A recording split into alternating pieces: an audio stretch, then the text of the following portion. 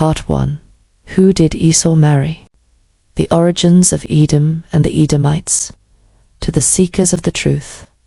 In the quest for truth, we must examine the origins of nations and people through the lens of Scripture.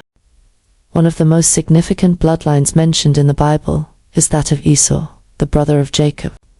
His descendants, known as the Edomites, have played a crucial role in history, and their influence persists even today.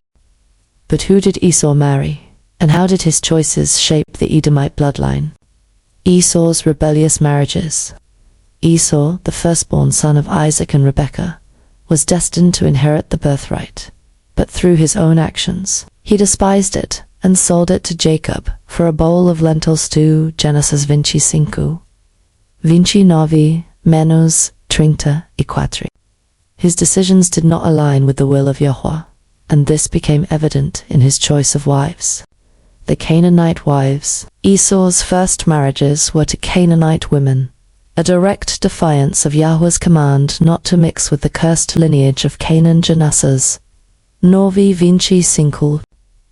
Judith, daughter of Beeri the Hittite, Genesis 26-34. Bashimath, daughter of Elon the Hittite, Genesis 26-34-35. These unions grieved his parents, Isaac and Rebekah, because they knew the spiritual consequences of mixing with the idolatrous nations of Canaan.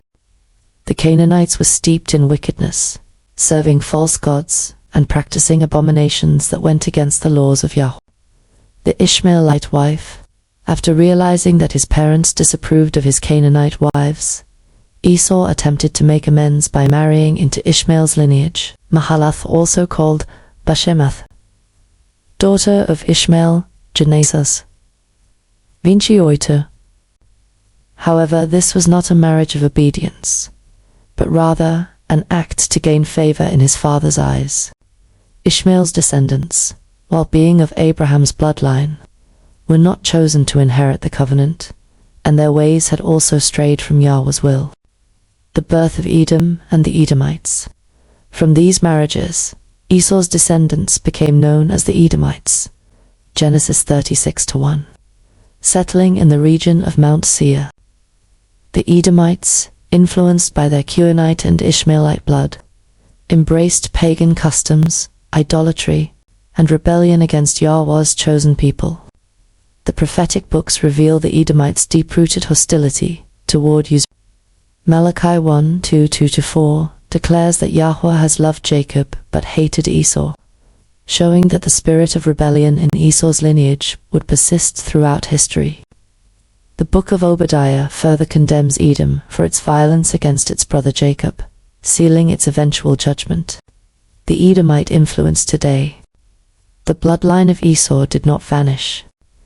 Throughout history, Edomites assimilated into various nations, particularly through Rome and its influence over Western civilization.